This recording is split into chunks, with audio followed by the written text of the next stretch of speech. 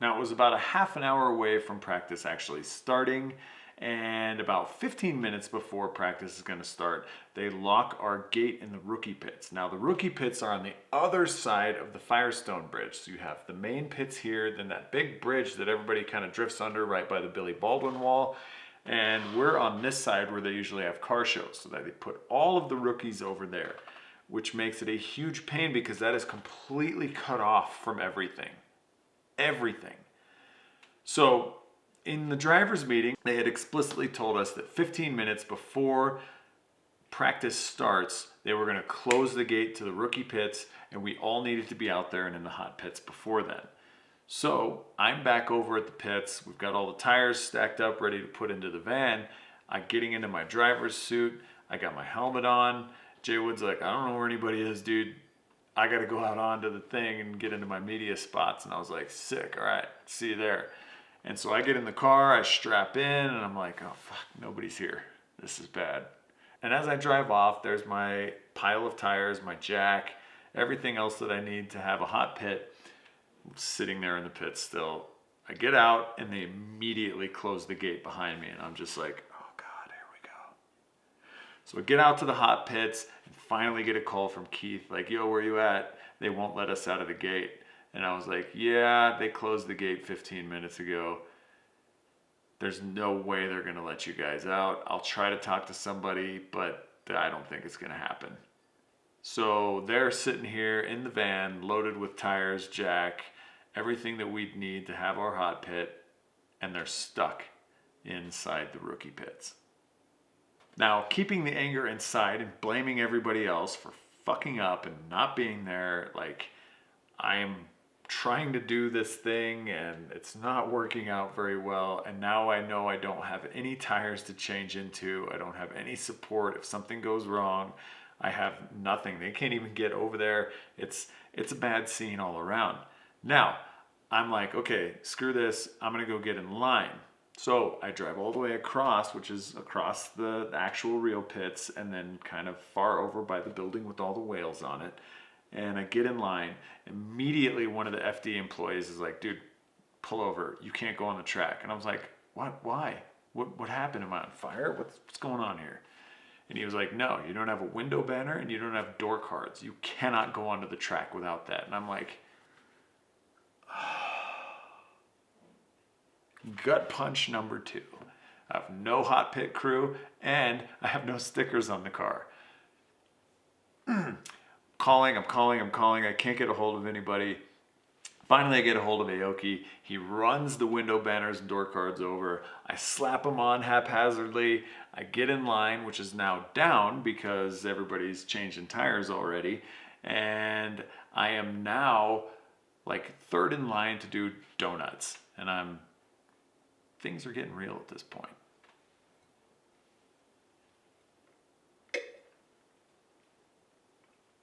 Now, as I'm doing donuts, the car's feeling okay. I'm like, things could work out. Things are going good. Feels okay doing the donuts, warm up the tires. Then I get in line. There's 2 guys in front of us still, and then everything hits me all at once. The weight of the fact that I'm now a professional driver, about to do my first practice lap at Formula D competition at Long Beach on a track I'd never driven. It was just overwhelming, and I was just like, how am I going to calm myself down? I don't even know what to do. My hands are shaking. I'm freaking out inside the car like, oh my God, what have I done? And then I have to remind myself, I'm doing the coolest shit on the planet with the coolest people on the planet, and I'm one of less than 100 people that get to do this. So that immediately calms me down. I get up to the line. I'm in the following car lane because I have no idea what I'm going to do on this course. And the light turns green. I give the guy a couple of seconds, and then I take off. First, second, third. And as soon as I get into third and lay into it, the car starts breaking up. And I'm just like, oh God. And I immediately remembered I needed to turn the boost down. And I didn't do that, and so I just autocrossed my first run. And I'm sitting here thinking, man, I hope they're like, well, he just wanted to get a kind of feel for the course before it was his first time. He's a rookie. He just wanted to drive through it. Cool. Got it. Get back in line and make sure that the boost controller is turned down. I'm like, okay, got this time. So I go out for my second run in practice ever, and boost controller's turned down, get in the following lane again, let the guy take off a little bit. I take off. First, second, third, everything's feeling good. Initiate, go out towards the wall. And as soon as I transition, I notice that something is wrong with the steering, and I have to shut it down right after the second transition and again autocross the rest of the run. I'm like, this is not going well for me. This is going quite poorly. And there's only like 30 minutes left in practice, and most of that is going to be spent sitting in line. So I get up to the line again, I make sure the boost controller is turned down. Again, enter, I'm drifting. This is third lap, I cannot complete it. And at this point in my head, I'm thinking, oh my God, I'm not gonna complete a lap. How am I gonna qualify? And I haven't even completed a lap. I don't even know what the back half of the course looks like to drift, let alone complete this half of the course. Sucks. So fourth lap around, make sure the boost controller's turned down. In my head, I'm thinking, well, I'm just gonna keep my hands on the wheel this time, because it was every time that I would let go to transition that it would get stuck or bind or something weird would happen. So I was gonna force it this time. First, second, third, go to enter, come out to the wall, and actually complete a lap. Wave of relief comes over. Okay, at least I've got one lap in the books and I can actually make this happen. If I can do this, everything will be okay. And all of this won't have mattered. We'll be at least in the books. I'll have gotten a qualifying score and we can move on with our lives. So practice ends after my fourth run, which was mediocre at best. I mean, probably wouldn't even have gotten top 32 with it, but it was a run. We get back to the pits. It's really awkward because I'm like, dudes, how the fuck did you miss that? Crew chief, that is your job. Your literal one job is to be out on the track with me when we're going out. Didn't say these things, of course, but that's what I was thinking in the back of my mind. It was just like, all right, we're rookies, we suck. I mean, let's just let it go, whatever. We go into the pits, they jack the car up, steering is working fine. We don't know what's happening with it. Take the coilovers off, and it seems like the top hats are a little bit frozen, so we take those all apart, grease those up, put them back on. We're like, we hope that's what the problem was. Qualifying time comes around. We're now fully stickered up. We have the whole team, we have spare tires, we have the jack, we have tools, we have everything we need, and everybody's out in the hot pits. This is how it's supposed to be. Things are looking up. Hopefully the top hat issue was what we were experiencing, and I go to get in line to do my first qualification lap ever. I get up to the line, everything goes dead silent in my head. I'm paying attention to nothing but the guy at the start line for that moment that he gives me the thumbs up to take off and do my qualification lap. It's intense. I don't have words to describe it, but it's intense. So, here's the thing. Every time I turned my car off, when I turned it back on, it would resort to the high boost setting. And because of everything that was going on and the emotions, and once again, I forgot to turn the boost down. So, go blasting down the straight, first, second, third, brakes up. No boost, try to kick it in, just lays over on its side. Autocross my first ever qualification lap in Formula D competition. Sick! Not what I wanted. Now I have to do a very, very, very good run on my second run and my first time there, and that is not where I wanted to be at all. So I go back over there and I'm like, dudes, I totally forgot to turn the boost controller down. I'm such an idiot. I'm sorry. Luigi's disappointed. He's like, what the fuck, dude? And I'm like, I don't know. There's a lot going on. Didn't do it. Sucks. Go to get back in line, line up. Again, everything just goes dead silent. Dude gives the thumbs up. I make sure the boost controller's down like 6 times. Floor it. 1, 2, 3. Initiate. I still have boost. Everything's going good. I go out to the wall. I go out to the other wall. I'm like, yes, I am going to make this happen. I'm going to make this happen. And as I'm coming out towards the wall at the judge's booth, I'm on it. I'm holding good angle. And I go to transition back and BAM! Car gets stuck. Crack, crack.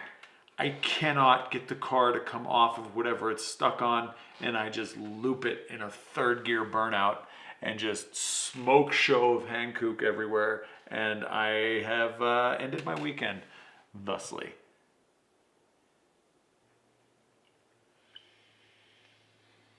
Goose eggs, as they say in the industry, double zeros. For those of you that don't know what goose eggs look like, that was me. Now I get back to the hot pits and I can already see, like from far away, that Luigi's pissed.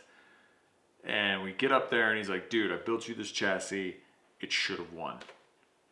And I'm like, well, we had a small problem, dude. It's not a big deal. Like, I'm happy that we didn't crash. Like, that was a big deal, getting stuck on full lock and not being able to counter steer. I'm lucky I didn't destroy the car. I'm pumped. I'm so excited. I'd gotten through practice and qualification without wadding the car up. Like I said, without telling anybody, in my mind, that was a victory. And I'm trying to explain that the car bound up and I couldn't counter steer, but it didn't matter at that point. It was like, you suck, dude. Why are we even here? Why are we even helping you? You were horrible. And I'm just like, fuck. Sucks. Now I went back over to Hankook and apologized to Paul after this. And I was like, dude, I don't know what happens. We need to work on the car a lot. I'm sorry that this sucks. And he was like, oh, it's no big deal. You're a rookie. This is your first time. Everything's fine. The bonus is that everybody else qualified except for you. So can you bring your car over and park it in the hot pits? And I was like, sick. At least there's one positive out of this shit show that just happened. Now this was another thing that would have silently made Luigi angry. Just like me holding my anger in, Luigi was holding his in as well. And me taking the car out of his pits and putting it at the Hankook booth took him being able to talk to people about the chassis that he built away from him. And I didn't understand that. I didn't know that that was even a thing. And he never told me that's what happened. So we brought the car over to the Hankook booth and I was super pumped on it, but Luigi was absolutely not pumped on it. And so that's kind of where we ended that day. Now, he wouldn't tell me this until 4 weeks later. And I'm going to say 4 weeks a bunch of times because that's a super, super important date. So pay attention to that. I'd already kind of alienated them enough at this point, so we kind of split ways. I went to the grandstands and they went and sat on the back of the big rig and watched the rest of qualification. Like, we didn't even talk to each other after that. It was pretty weird. Qualification ends, things are fully weird with the entire team. They're not really talking to me, which is really awkward. And we kind of part and do our own things that evening. They go back to the hotel room. I went back to the Pike with everybody else, and that was that evening. Now the next day, we're sitting over in the Hankook booth. We'd just eaten some tacos that Paul had whipped up, and it was fan-freaking-tastic. My car was over there. People were stoked on it. I was stoked on it being there. And I'm talking to somebody, and Luigi and Keith are kind of sitting in the background, and somebody asked me what the favorite part of the car was. And I was like, well, these seats are my favorite part of the car. They're full custom status seats, carbon fiber with my own stitching, my own colorway. They were sick. I was so pumped on those seats, you have no idea. And so, of course, I told the guy, the seats are my favorite part of the car. They're custom, they're carbon, whatever. And then Luigi and Keith just kind of walk off. And I'm like, oh, well, I guess they were bored. I don't know why they'd want to be here. But they went back over to the other pits. I had no idea the ramifications that statement would have. After that moment, there was little to zero communication the rest of the weekend. The rest of that day, that night, the entire drive home, almost zero communication between me and the rest of the team other than Jesse. And I was like, man, this is weird. Shit's gotten really weird. I wasn't meaning to hurt any feelings, but I was just talking about what was actually my favorite part of the car, which was the seats. Fast forward to 4 weeks from then, Luigi would tell me that me saying that was offensive to him because I didn't say the chassis was my favorite part of the car. And he'd spent a lot of time and effort and built that whole chassis basically by himself. And I didn't think of it that way, and I didn't even put the two together at the time, of course, but that's kind of what it ended up being 4 weeks later. So we all kind of avoided each other the rest of the weekend because I hate conflict. Instead, this is where the communication sort of started, and then it just continued not being any. So we should have hashed it out and talked about everything right then and there. But like I said, I don't like confrontation, so I just kind of let the sleeping dogs lie, and that again came to bite me in the ass later. Now, the fate of the team was decided before top 16 was already over. Unbeknownst to me, I had no idea that they had decided what they wanted to do with the future of the team before we'd even finished the event. And went about watching top 16, invited a girl that I'd been dating on and off for the last year or so to the event. We were sitting in the grandstands. They were sitting all up in the truck, which also pissed them off to no avail.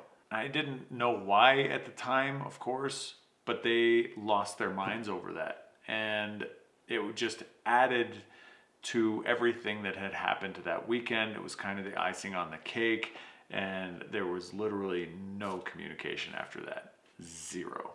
Now the event ends, and we all pack up and head home. Jesse almost gets arrested for taking this footage of a time lapse at the docks and the piers, and he gets out of it, which ended up being in the Whiskey Garage Chronicles video. And we head home for the most awkward, longest, painful road trip that I have ever been on in my entire life. And I can probably speak for the other guys saying it was the exact same for them. Like, they didn't want to be on there with me, and I didn't want to be on there with them for different reasons that we never talked about. I'm sitting over here like super stoked we had the car in one piece. We were going to be able to continuing on, because had I wrecked, we probably would have not been able to do the whole rest of the season. So I'm super pumped over the weekend's play out, even though it was really shitty in a bunch of different ways. Overall, it was good. But now I'm sitting here on this bus for 14 hours not saying a word to anybody. Weird. Both camps are feeling animosity towards each other. They're mad at me for the shit that came out of my mouth. I'm mad at them for failing to be the crew that they were supposed to be. And none of us actually communicated, again, those words to each other. So 14 hours of sitting in silence. Sucked. I wouldn't hear what they had to say for another 4 weeks. We get home and we part ways.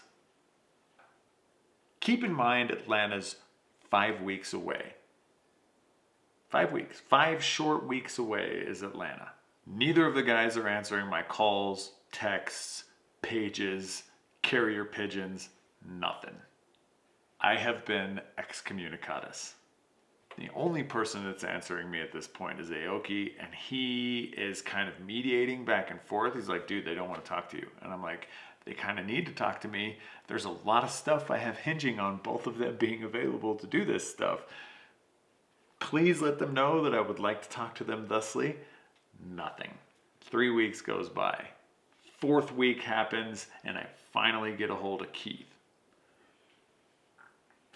All of my stuff is in Keith's warehouse. Luigi has my motor for being built at his machine shop, which I don't have any contact information to.